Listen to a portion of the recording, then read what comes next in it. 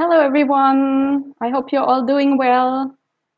Welcome to the second session of our Sutta study course, The Transition Years. In this course, we are exploring the last few years of the Buddha's life and the preparation for the preservation of his dhamma after his passing. And we're also going to explore how the early sangha lived after the Buddha's passing, how they managed without their founder, and what kind of struggles they went through, and the kind of issues that they discussed. And we'll see that it's kind of very similar to the kind of issues that we're still discussing nowadays. So today we are reading the Mahāparinibbāna Sutta, or maybe I should say we are reading a part of the Mahāparinibbāna Sutta, because the sutta is very long. So I think we'll probably do that over the course of 3 weeks. And even so, we still have to cut out maybe about half of the sutta, because it's just way, way too long. So we'll go through the sutta, and then from time to time, we'll leave out some passages. And before we start with the sutta, I will chant the Namo Tassa as usual. Namo Tassa Bhagavato Arahato Samma Sambuddhassa. Namo Tassa Bhagavato Arahato Samma Sambuddhassa. Namo Tassa Bhagavato Arahato Samma Sambuddhassa. Buddhang Dhammang Sanghang Namasami.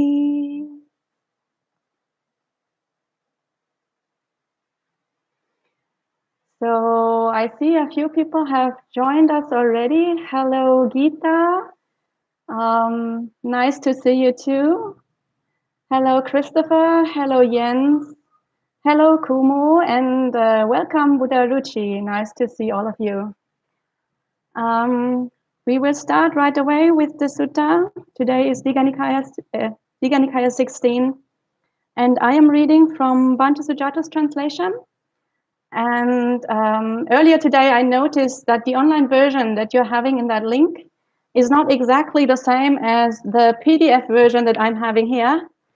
So if there is any kind of slight discrepancy, then now you know why that is the case. But there shouldn't be anything major. There shouldn't be any major differences. Oh, and hello, Paula. Nice to see you too. So we will start right away. So I have heard. At one time, the Buddha was staying near Rajagaha on the Vulture's Peak mountain. Now at that time, King Ajata Satu, Videhiputta of Magadha, wanted to invade the Vajis. He declared, I shall wipe out these Vajis, so mighty and powerful. I shall destroy them and lay ruin and devastation upon them. So this first passage sets the scene of what is going to happen later. So we see there is King Ajata Satu. He is a very violent, very hostile king. He is the son of King Bimbisara. And we know King Bimbisara was very close to the Dhamma. He was a stream enterer. He was one of the most faithful supporters of the Buddha. But his son, King Ajata Satu, replaced him, actually killed his father, and didn't just kill him quickly. He actually starved him to death over the course of many months. So he was a very cruel person, and he didn't have that heart-to-heart connection to the Dhamma that his father had. And that's something we will see throughout this discourse. And actually, that is a defining feature of the last years of the Buddha and also of the period of the early Sangha after the Buddha's passing. So during the Buddha's time, there were a lot of kings and rulers who were very favorably disposed towards the Dhamma, big supporters of the Buddha and the Sangha. For example, also King Pasenadi of Kosala. And in the last year of the Buddha's life, also King Pasenadi of Kosala was removed violently and he died, and another king took over who had less of a connection to the Dhamma. And we know that this period after the Buddha's passing was a period of a lot of warfare, which we already see here. King Ajata Satu is preparing for war against the Vajis. And we know that in the years and decades after the Buddha's passing, the larger kingdoms took over the smaller kingdoms and republics in the central Ganges plain, so the area where the Buddha was living and teaching. And in the Buddha's time, we had a lot of small kingdoms, small republics there, called the 16 Mahajanapada, or the 16 great countries. But by modern standards, obviously, they're not that great. They're pretty small. But all these countries were taken over by the bigger kingdoms, and eventually only the Magadhan Empire remained and took over that entire area. And so this period after the Buddha's passing was a period of a lot of political instability, also social unrest and a lot of warfare. And it was a very difficult time for the wandering sangha, because if you are a homeless, a wanderer, then of course you rely on people to support you, strangers especially also to support you, and to be open-minded and friendly to strangers and to give them places to stay and to feed them. But of course, if there's a lot of war going on, then people are going to be very suspicious and very hostile and don't want to mingle with strangers. So that the environment became much, much more difficult for the Sangha after the Buddha's passing. And that is one reason also why we see the tendency away from a wandering Sangha towards more settled, more established communities with much larger monasteries, much larger structures. And yeah, one of the reasons for that is the political situation at that time. So we continue with the text. And then King Ajata Satu addressed Vastakara, the Brahmin minister of Magadha. Please, Brahmin, go to the Buddha and in my name bow with your head to his feet. Ask him if he's healthy and well, nimble, strong, and living comfortably. And then say, Sir, King Ajata Satu Videhiputta of Magadha wants to invade the Vajis. He says, I shall wipe out these Vajis, so mighty and powerful. I shall destroy them and lay ruin and devastation upon them. Remember well how the Buddha answers and tell it to me, for realized ones say nothing that is not so. So again, we see that King Ajatasattu doesn't really have a heart-to-heart connection to the Dhamma, and he thinks it's appropriate to go to the Buddha and ask him for advice about warfare. So this passage is there really to show again the character of this king. And the text continues. Yes, sir, Vastakara replied. He has the finest carriage's harness. Then he mounted a fine carriage and, along with other fine carriages, set out from Rajagaha for the Vajrapeak mountain. He went by carriage as far as the terrain allowed, then descended and approached the Buddha on foot and exchanged greetings with him. When the greetings and polite conversation were over, he sat down to one side and said to the Buddha, Master Gautama, King Ajatasattu Videhiputta of Magadha bows with his head to your feet. He asks if you are healthy and well, nimble, strong, and living comfortably. Master Gautama, King Ajatasattu wants to invade the Vajis. He has declared, I shall wipe out these Vajis, so mighty and powerful. I shall destroy them and lay ruin and devastation upon them. Now, at that time, Venerable Ananda was standing behind the Buddha, fanning him. Then the Buddha said to him, Ananda, have you heard that the Vajis meet frequently and have many meetings? I've heard that, sir. As long as the Vajis meet frequently and have many meetings, they can expect growth, not decline. Ananda, have you heard that the Vajis meet in harmony, live in harmony, and carry out their business in harmony? I've heard that, sir. As long as the Vajis meet in harmony, live in harmony, and carry on their business in harmony, they can expect growth, not decline. Ananda, have you heard that the Vajis don't make new decrees or abolish existing decrees, but proceed having undertaken the traditional Vajjan principles as they have been decreed? I've heard that, sir. As long as the Vajis don't make new decrees or abolish existing decrees, but proceed having undertaken the traditional Vajjan principles as they have been decreed, they can expect growth, not decline. Ananda, have you heard that the Vajis honor, respect, esteem, and venerate Vajjan elders and think them worth listening to? I've heard that, sir. As long as the Vajis honor, respect, esteem, and venerate Vajjan elders and think them worth listening to, they can expect growth, not decline. Ananda, have you heard that the Vajis don't rape or abduct women and girls from their families and force them to live with them? I've heard that, sir. As long as the Vajis don't rape or abduct women or girls from their families and force them to live with them, they can expect growth, not decline. Ananda, have you heard that the Vajis honor, respect, esteem, and venerate the Vajjan shrines, whether inner or outer, not neglecting the proper spirit offerings that were given and made in the past?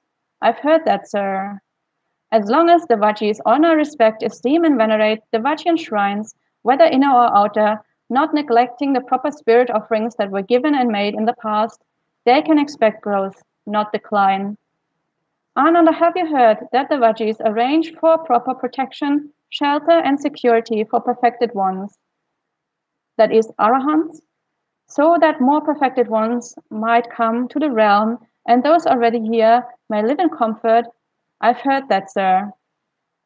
As long as the Vajis arrange for proper protection, shelter, and security for perfected ones, so that more perfected ones might come to the realm, and those already here may live in comfort, they can expect growth, not decline.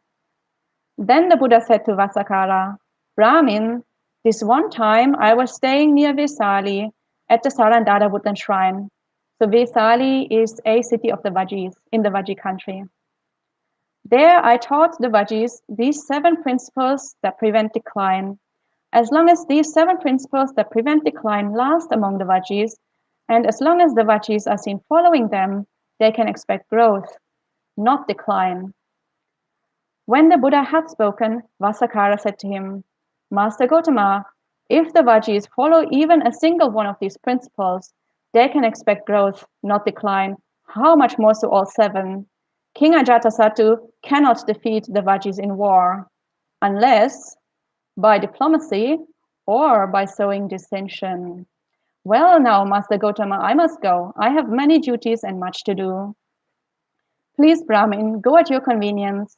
Then Vasakara the Brahmin, having approved and agreed with what the Buddha said, got up from his seat and left.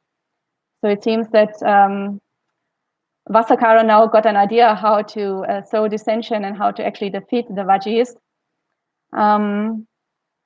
But the Buddha now uses these 7 principles and tweaks them slightly so that he can teach 7 principles for the sangha, how the sangha can last long and expect growth, not decline. So the Buddha, the text continues. Soon after he had left, the Buddha said to Ananda, Go, Ananda, gather all the mendicants staying in the vicinity of Rajagaha together in the assembly hall. Yes, sir, replied Ananda. He did what the Buddha asked. Then he went back, bowed, stood to one side, and said to him, Sir, the mendicant sangha has assembled. Please, sir, go at your convenience. Then the Buddha went to the assembly hall, where he sat on the seat spread out and addressed the mendicants.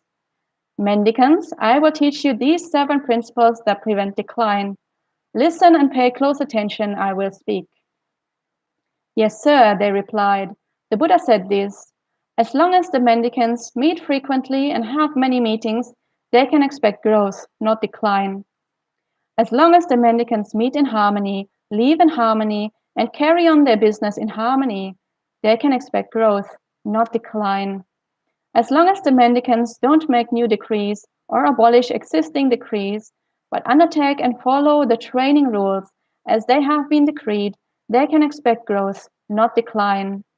As long as the mendicants honor, respect, esteem, and venerate the senior mendicants of long standing, long gone forth, parents and leaders of the sangha, and think them worth listening to, they can expect growth, not decline. As long as the mendicants don't fall under the sway of a risen craving for future lives, they can expect growth, not decline. As long as the mendicants take care to live in wilderness lodgings, they can expect growth, not decline. As long as the mendicants individually establish mindfulness so that more good-hearted spiritual companions might come, and those that have already come may live comfortably, they can expect growth, not decline. As long as these 7 principles that prevent decline last among the mendicants, and as long as the mendicants are seen following them, they can expect growth, not decline.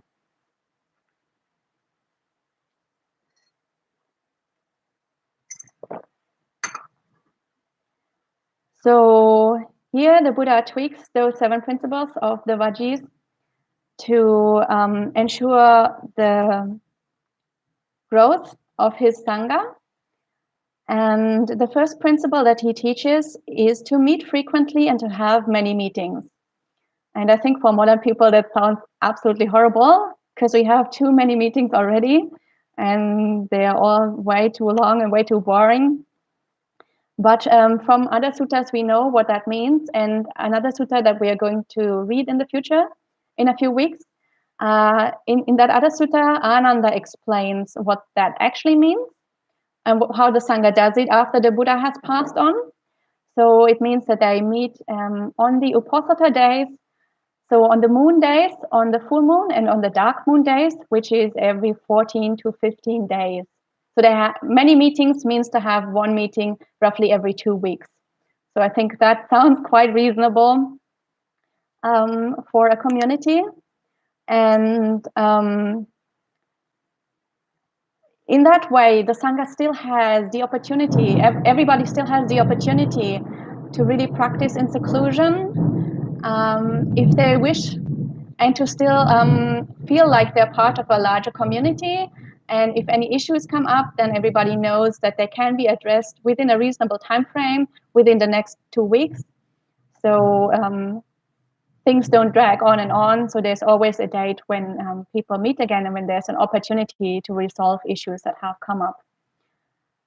So this is the first principle. And the second one is to meet in harmony, to live in harmony, and to carry on the business in harmony. So that obviously also is a very important principle. And that means if you meet in harmony and you live in harmony, that means every issue that has come up or any conflict that has come up should be resolved in that very meeting itself, because you have to live in harmony. And that means that conflicts aren't allowed to drag on and to fester, and you can't postpone to the next time. Because if you leave it for 2 weeks, then obviously it could get totally out of hand and it could fester in people and the emotions could get stronger and stronger. But if you follow the principle to live in harmony, then every issue should be resolved within that very meeting if possible. And the next one is to follow the training rules as they have been laid down, and to not abolish rules and to not make new rules. So that's a very interesting principle, and that's being discussed over and over again since the early times until nowadays. Because later on in the sutta, the Buddha gives an allowance to actually abolish minor rules. So there seems to be a contradiction, and the Sangha has been discussing over and over whether rules can be abolished, and also whether like the Sangha likes to introduce new rules. So we see in the Vinaya that things have happened, and but the Buddha here says very clearly that people should follow the patimokkha's as they have been laid down. The next rule is to honor, respect, esteem, and venerate the senior mendicants, those who have long gone forth. So last time in the sutta that we read, we saw 7 principles for resolving conflict in the Sangha. And the first and the most important principle was the Samukha principle, which means that all issues have to be resolved in the presence of every single member of the community. So nothing can happen behind people's backs. And every single member of the community has to agree to a solution. So everybody effectively has a veto right, and Sangha decisions should be made unanimously. And that, of course, means that the very junior ones, the ones that have just joined, could potentially block all decision making in the Sangha if they don't agree. And so that principle we saw last time of everybody having a vote needs to be counterbalanced with the principle that we see here, that we give a special attention to the opinions of the senior leaders of a community. So if a junior mendicant finds themselves always in opposition to all the senior monks and nuns, then it would be a good thing for them to actually examine their own positions and to question if they are actually in line with the Dhamma. So these two principles also balance each other out. And the next one is, as long as the mendicants don't fall under the sway of a risen craving for future lives, they can expect growth. So obviously, if you have a desire for future lives, you don't have a desire to actually attain Nibbana, because you want to be reborn over and over. So if people don't practice properly, of course, the path will be lost. The ways of practice will be lost. And the Dhamma becomes a mere theoretical construct. And that will greatly obstruct the possibility for future generations to practice if they don't have any role models. And the last one, the second last one, is to live in wilderness lodgings.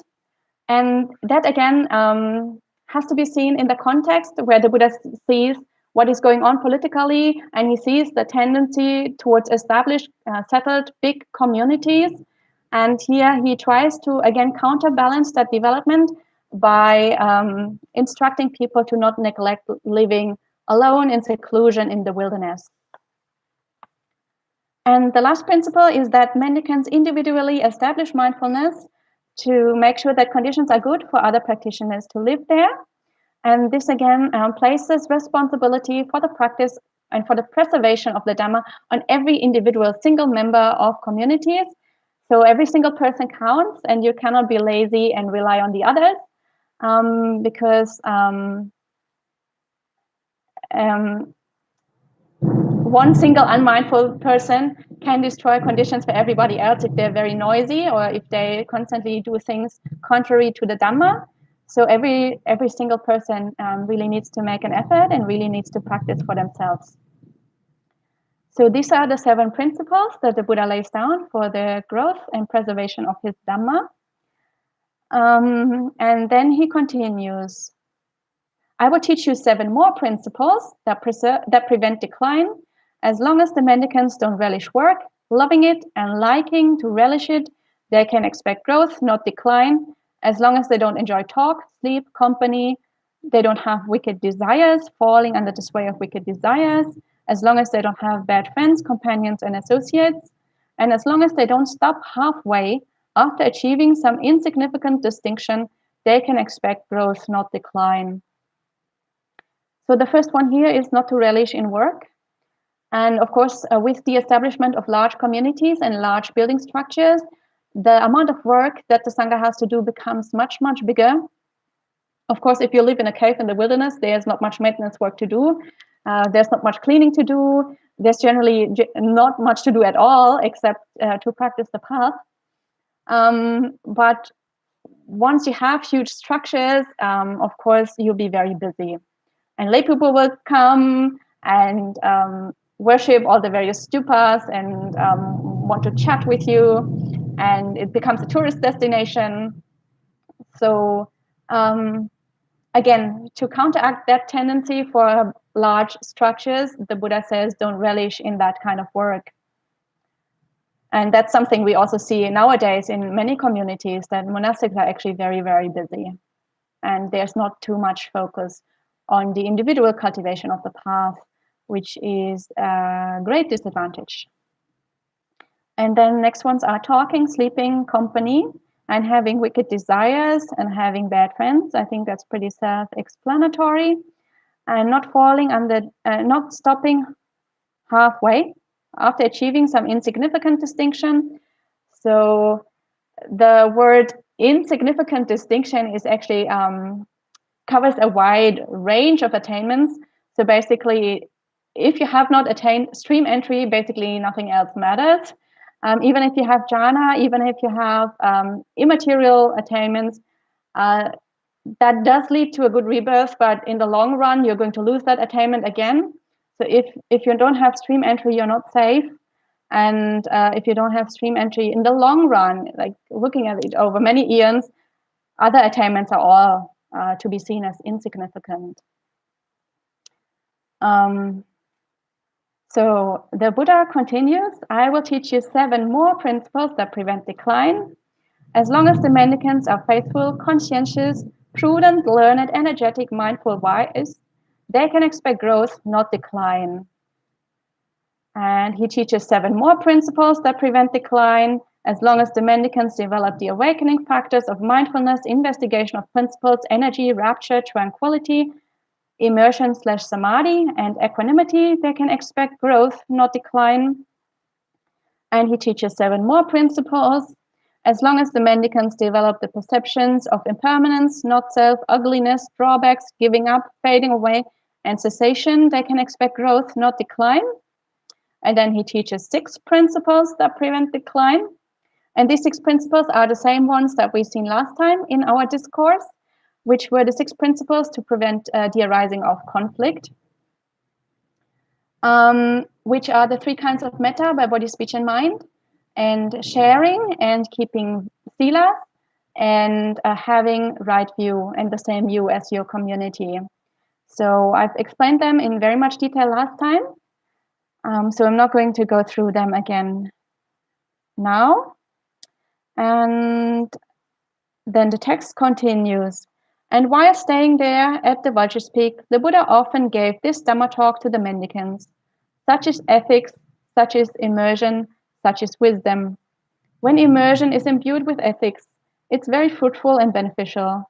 When wisdom is imbued with immersion, it's very fruitful and beneficial.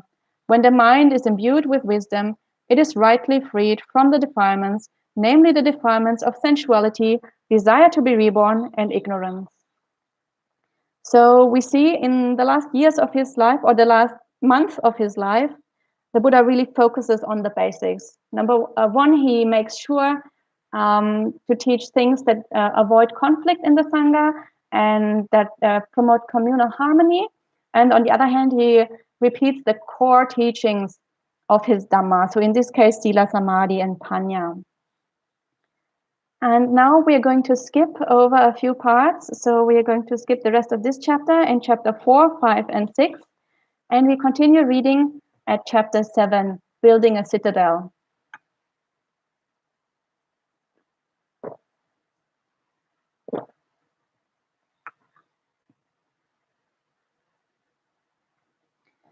So now at that time, the Magadhan ministers Sunita and Vasakara were building a citadel at Pataligama to keep the Vajis out. So here we see Vasakara again, the Brahmin minister, and they're still preparing for war against the Vajis. And there is a small village called Pataligama. I think in your online translation, it says Patali village. So Gama means village. And Patali actually is the name of a flower. I think the trumpet flower.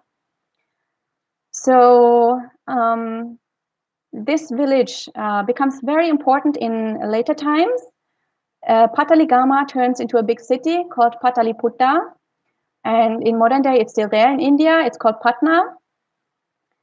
And so we are seeing the beginnings of the extension of that village and the beginnings of the big city. And this city will become the capital of the large Magadhan Empire that I've mentioned in the beginning. So this will become a very, very important city. And here now there is a small description about what's happening. And I'll just continue reading. At that time, thousands of deities were taking possession of building sites in Pataligama. Illustrious rulers or royal ministers inclined to build houses at sites possessed by illustrious deities. Middling rulers or royal ministers inclined to build houses at sites possessed by middling deities. Lesser rulers or royal ministers inclined to build houses at sites possessed by lesser deities. With clairvoyance that is purified and superhuman, the Buddha saw those deities taking possession of building sites in Pataligama. The Buddha rose at the crack of dawn and addressed Ananda. Ananda, who is building a citadel at Pataligama? Sir, the Magadhan ministers Sunida and Vasakara are building a citadel to keep the Vajis out. It's as if they were building the citadel in consultation with the gods of the 33. With clairvoyance that is purified and superhuman, I saw those deities taking possession of building sites. So he repeats again where all those rulers settled down, and then he says, as far as the civilized region extends, as far as the trading zone extends, this will be the chief city, the Pataliputta Trade Center. But Pataliputta will face 3 threats from fire, flood, and dissension. So as we've seen in the beginning, the new rulers that have taken over at this time don't have a close connection with the Dhamma. So things become much more difficult for the Sangha. They don't have the same royal patronage anymore. They don't have the same kind of royal support anymore. It's helpful for them to have a text like this, an origin myth of Pataliputta, where the Buddha endorses what's happening there and where the Buddha predicts the future greatness and glory of the city by saying, as far as the civilized region extends, this will be the chief city, the trade center. So that's obviously very helpful to buffer the ego of the rulers that will have this city as the capital in the future. And that also fosters a special relationship between the Buddhist Sangha and those rulers, because the Buddhist leader has endorsed this city and has praised this city just before his passing away. So these kind of texts are very helpful for the early Sangha to establish a relationship with rulers that don't have a close connection with the Dhamma. And of course, also the Buddha saying that they're all living among the deities because all the devas have settled down in the same place is, of course, something that will greatly lift up the spirit of the rulers in that place. And we're not going to read through the rest of this chapter, but basically the 2 Brahmin ministers invite the Buddha for a meal. The Buddha goes there, he gives a teaching, and then he leaves the village, and the Brahmin ministers follow him because they want to name the gate by which he leaves the village after him. So the gate is named the Gautama Gate. So again, there is a close connection between the Buddha or the Buddhist Sangha and that future capital, which ensures a positive attitude towards the Buddhist Sangha by the future rulers. And then also the Buddha has to cross the river Ganges together with his Sangha now, and they want to name the ford by which he wades through the river after him as the Gautama Ford. But at that time, the Ganges is flooding and people cannot actually wade through. So the Buddha is said to have performed a miracle, and he teleports himself and the entire Sangha to the other side of the river. And so this again gives special importance to Pataliputta because the Buddha has performed a miracle at that site.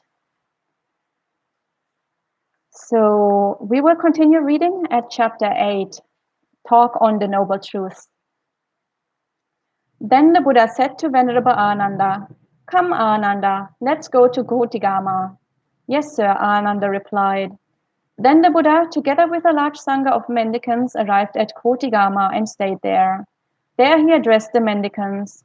"Mendicants, not understanding and not penetrating 4 noble truths, both you and I have wandered and transmigrated for such a very long time." "What for?" "The noble truths of suffering, the origin of suffering, the cessation of suffering, and the practice that leads to the cessation of suffering. These noble truths of suffering, origin, cessation, and the path have been understood and comprehended. Craving for continued existence has been cut off. The attachment to continued existence is ended. Now there are no more future lives. This is what the Buddha said. Then the Holy One, the teacher, went on to say, because of not truly seeing the Four Noble Truths, we have transmigrated for a long time from one rebirth to the next. But now that these truths have been seen, the attachment to rebirth is eradicated. The root of suffering is cut off. Now there are no more future lives. And while staying at Kotigama too, the Buddha often gave this Dhamma talk to the mendicants. Such is ethics, such is immersion, such is wisdom. When immersion is imbued with ethics, it's very fruitful and beneficial. When wisdom is imbued with immersion, it's very fruitful and beneficial. When the mind is imbued with wisdom, it is rightly freed from the defilements, namely the defilements of sensuality, desire to be reborn, and ignorance. So again, we see the Buddha in his last months teaching the very basics of the path, the fundamental teachings, in this case here now, the Four Noble Truths and Sila Samadhi Panya again. And we're skipping chapter 9 and half of chapter 10, and we'll continue in the middle of chapter 10. When the Buddha had stayed in Nadika as long as he wished, he addressed Venerable Ananda. Come, Ananda, let's go to Vesali. Yes, sir, Ananda replied. Then the Buddha, together with a large sangha of mendicants, arrived at Vesali, where he stayed in Ambapali's mango grove. There the Buddha addressed the mendicants. Mendicants, a mendicant should live mindful and aware. This is my instruction to you. And how is the mendicant mindful? It's when a mendicant meditates by observing an aspect of the body, keen, aware, and mindful, rid of desire and aversion for the world. They meditate observing an aspect of feelings, an aspect of mind, an aspect of principles, keen, aware, and mindful, rid of desire and aversion for the world. That's how a mendicant is mindful. And how is a mendicant aware? It's when a mendicant acts with situational awareness, when going out and coming back, when looking ahead and aside, when bending and extending the limbs, when bearing the outer robe, bowl, and robes, when eating, drinking, chewing, and tasting, when urinating and defecating, when walking, standing, sitting, sleeping, waking, speaking, and keeping silent. That's how a mendicant is aware. A mendicant should live mindful and aware. This is my instruction to you. So again, a very basic foundational teaching. In this case, being mindful, especially here, the four foundations of mindfulness, the body, the feelings, the mind, and the principles. And then he teaches what we nowadays call mindfulness in daily life practices. Here it's called situational awareness or sampajana in Pali. So just being mindful in every activity that you do, whether you speak or you eat or you dress or you walk around or move your body, or even when lying down to sleep, just to be mindful, or in this case, to have situational awareness at all times.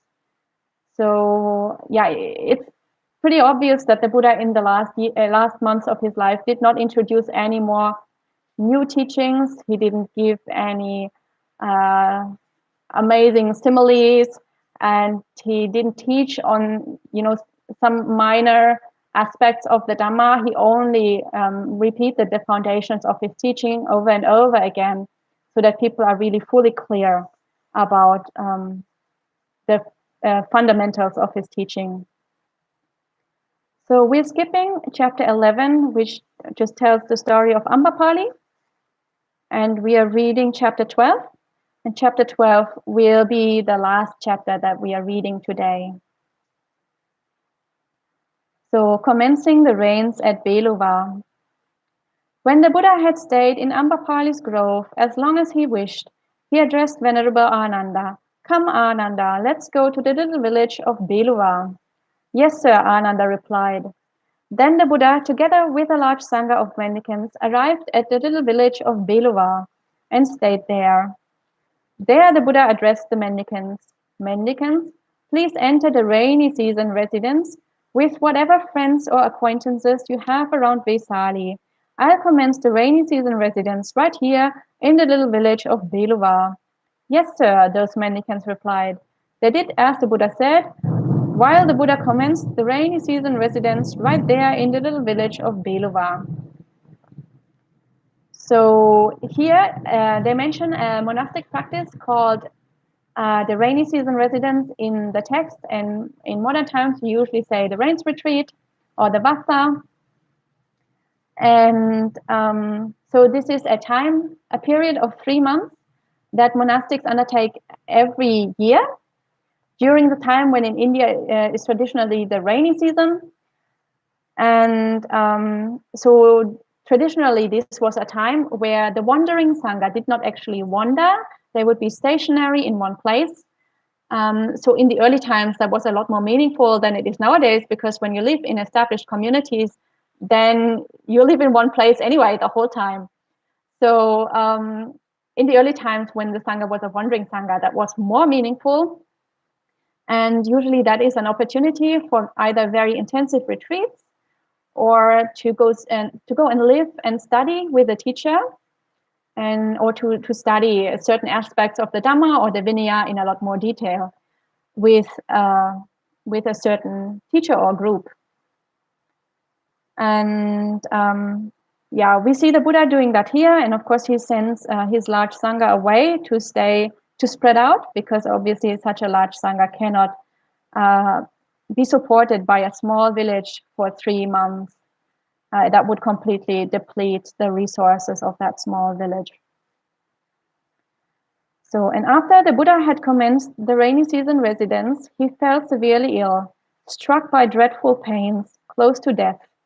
But he endured with mindfulness and situational awareness, without worrying. Then it occurred to the Buddha, it would not be appropriate for me to become fully extinguished before informing my attendants and taking leave of the mendicant sangha. Why don't I forcefully suppress this illness, stabilize the life force, and live on? So that is what he did. Then the Buddha's illness died down.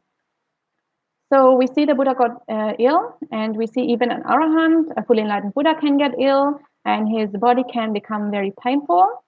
But as the text describes, the mind wouldn't be affected by that. And the Buddha then reflected that this isn't the right time for him to attain parinibbāna, because he should take leave from the sangha before passing away.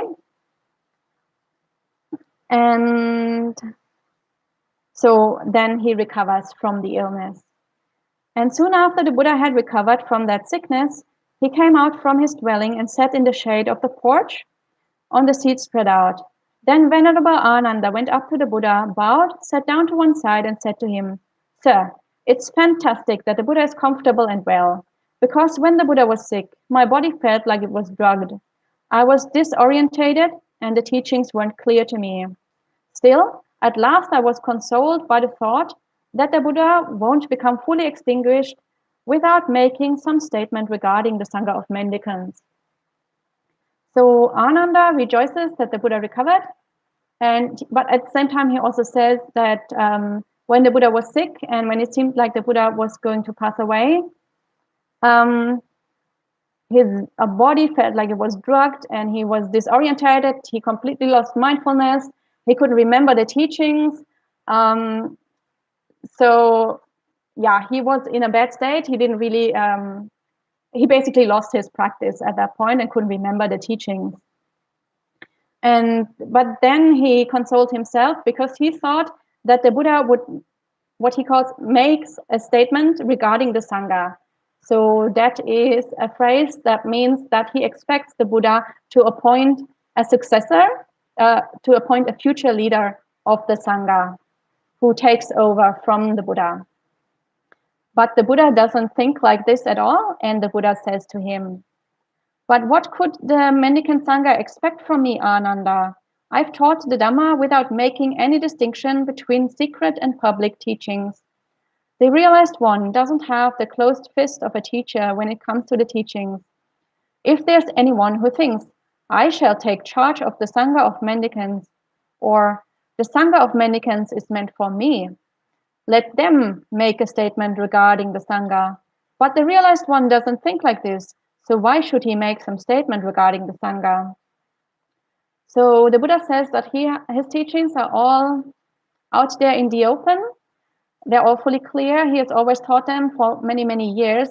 There are no secret teachings that he has held back until the last moment. And he uses this idiom to have a closed fist of a teacher, which seems to have been an idiom that was current at the time of the Buddha. And that meant that many teachers had like lower teachings that were like taught to the public. And then they had special higher knowledge or secret teachings that they kept back, and they would only teach to very special students, or maybe only pass on to their successor when they were close to death. But the Buddha clearly says he doesn't have that. He hasn't held anything back, and everything, all his teachings are clear and out there in the open. And also, he has no intention to pass on leadership to anyone in the sangha. He has no intention to appoint any single monk or nun as the successor. And so he says just to be guided by the Dhamma that he has taught here or taught before, not by any specific person. And the Buddha continues, I am now old, elderly, and senior. I'm advanced in years and have reached the final stage of life. I'm currently 80 years old. Just as a decrepit car keeps going by relying on straps, in the same way the realized one's body keeps going by relying on straps, or so you think. Sometimes the realized one, not focusing on any signs, and with the cessation of certain feelings, enters and remains in the signless immersion of heart. Only then does the realized one's body become more comfortable. So the Buddha says he really feels all the signs of old age. He's not exempt from old age just because he's a Buddha. His body is aging and is feeling all the pains. And only if he enters a deep state of samadhi, the animitta samadhi here, does he feel more comfortable. And then he continues, so Ananda, be your own island, your own refuge, with no other refuge. Let the teaching be your island and your refuge, with no other refuge. And how does a mendicant do this? It's when a mendicant meditates by observing an aspect of the body, keen, aware, and mindful, rid of desire and aversion for the world. They meditate observing an aspect of feelings, of mind, of principles, keen, aware, and mindful, rid of desire and aversion for the world. That's how a mendicant is their own island, their own refuge, with no other refuge. That's how the teaching is their island and their refuge, with no other refuge. Whether now or after I have passed, any who shall live as their own island, their own refuge, with no other refuge, with the teaching as their island and their refuge, with no other refuge, those mendicants of mine who want to train shall be among the best of the best. So the Buddha gives this very well-known simile of being one's own island and having the Dhamma as an island. And I think that touches us modern people very, very deeply, and we feel very inspired by this passage because we are quite individualistic people and we like to do things our own way. And so having permission from the Buddha to just do things our own way feels very inspiring to us. But when we interpret this passage, we also have to see the context in which this was given. So this was given in a society that was much more collective than we are now. And also this was given in the context where the Sangha has a very strong leadership figure, the Buddha, and that leadership figure is about to pass away. So of course there is a strong desire in the Sangha to have another leader and to look up to another person and to take refuge in another person. And in that context, the Buddha says, no, focus on yourselves and focus on the Dhamma. So in our modern context, we have to be a little bit careful when we apply this because Of course, when we come to the Dhamma and we are fairly new and we are not yet stream enterers, then we bring all our delusions and we bring all our wrong view and all our defilements. And it's very easy for us to go in the wrong direction if we just follow our own ideas, because the delusions and the wrong view will guide us in the wrong direction. So unless we are stream enterers and we have a right view established, again, this is a principle that needs to be counterbalanced with another principle. So we shouldn't take this teaching as an absolute. We should also consult other practitioners, especially we should consult advanced teachers and the suttas, and be fairly open-minded, and always check if we're actually going in the right direction, and if our own opinions actually align with the Dhamma. And so taking refuge in the Dhamma means also talking to teachers, studying the suttas, talking to other practitioners, and not just only following our own ideas. So being very clear that taking refuge in ourselves and taking refuge in the Dhamma could be two separate things if we are guided by defilements. So giving priority to taking refuge in the Dhamma over taking refuge in our own opinions. So I think this is a very beautiful place to stop for today. And we will continue reading the sutta next time. And now, if you have any questions or comments, please feel free to type them in the live chat. And I see a few people have already typed things there. So I see a few more people have also joined. Hello, Bante Kaliko, nice to see you. Thanks for joining. Hello, Roy. Hello, Melissa. Hello, Alicia.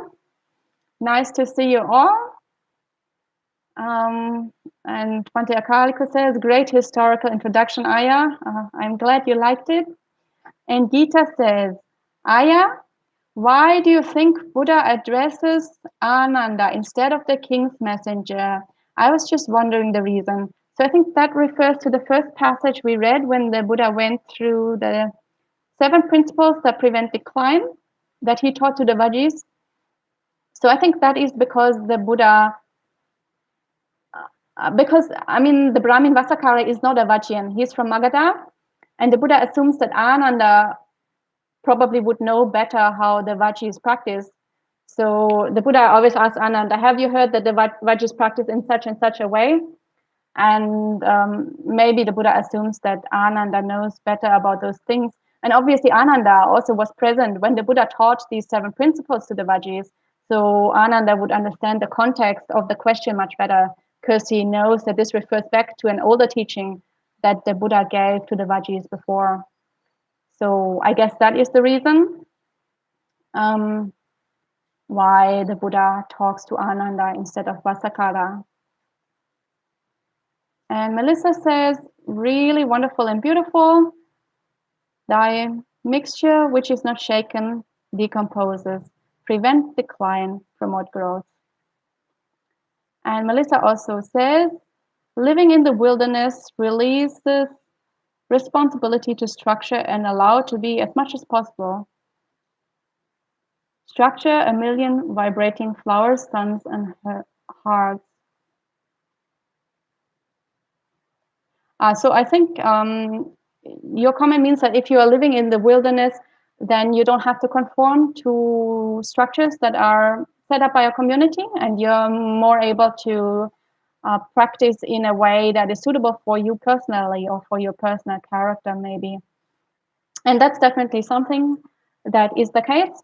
So usually in a monastic setting, people who are newly ordained stay with a teacher for at least 5 years.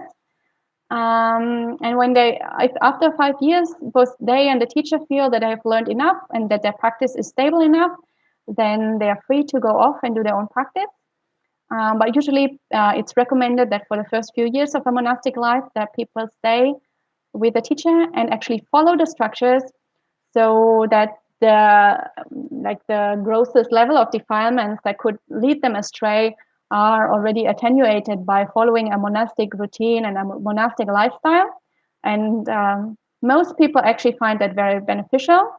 There are a few people for whom that is not beneficial at all. So of course, people are different. And but generally for most people, it's beneficial to follow a structure in the beginning.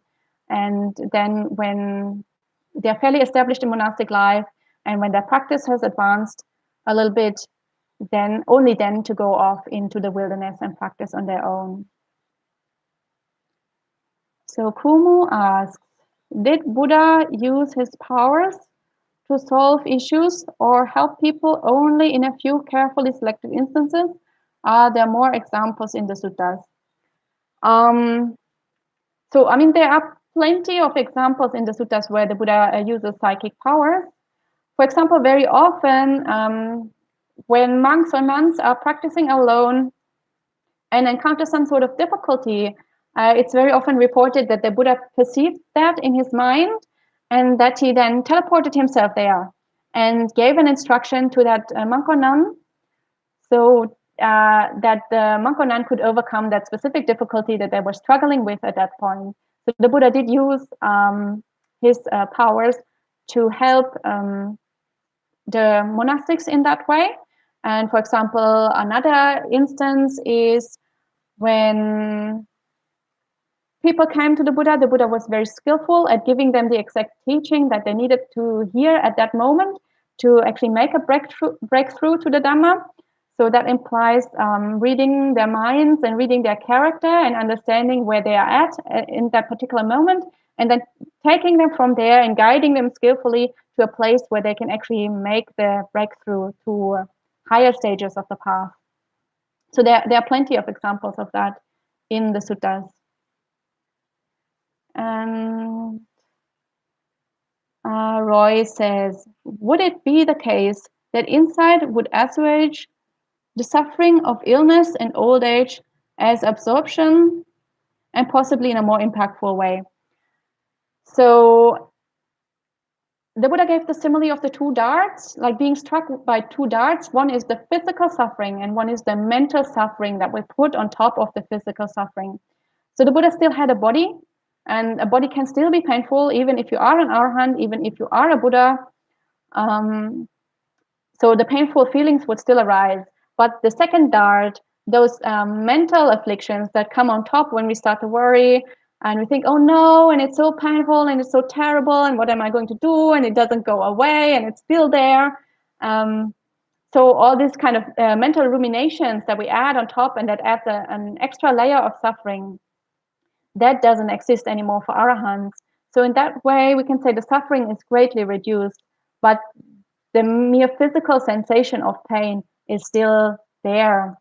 And of course, if you have the ability to enter jhana, then you wouldn't feel your body anymore in the same sense that you feel, not as the gross body that you feel it in daily life. So in that sense, you have a refuge from the painful sensations. But that's, of course, only temporary. And when you come back out of the jhana or the samadhi state, then the gross bodily sensations would come back and all the pain sensations also would come back.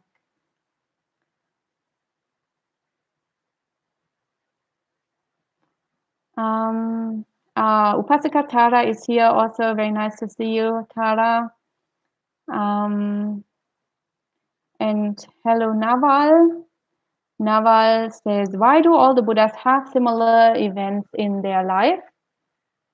So I think that's a little bit off topic.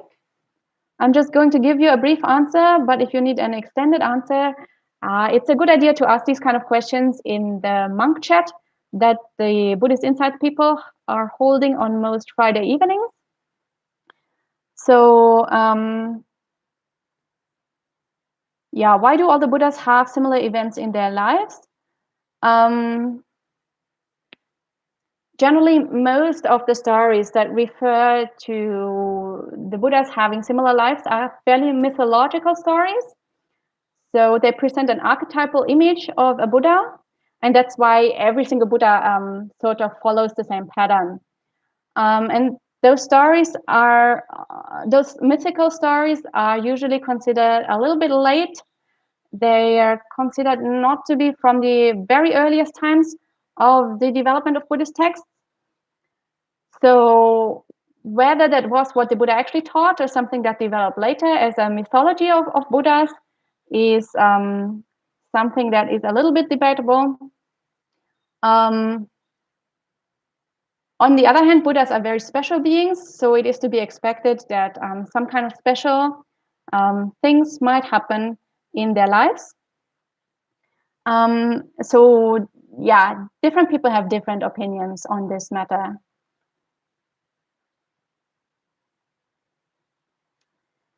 And I'm going to wait another minute to see.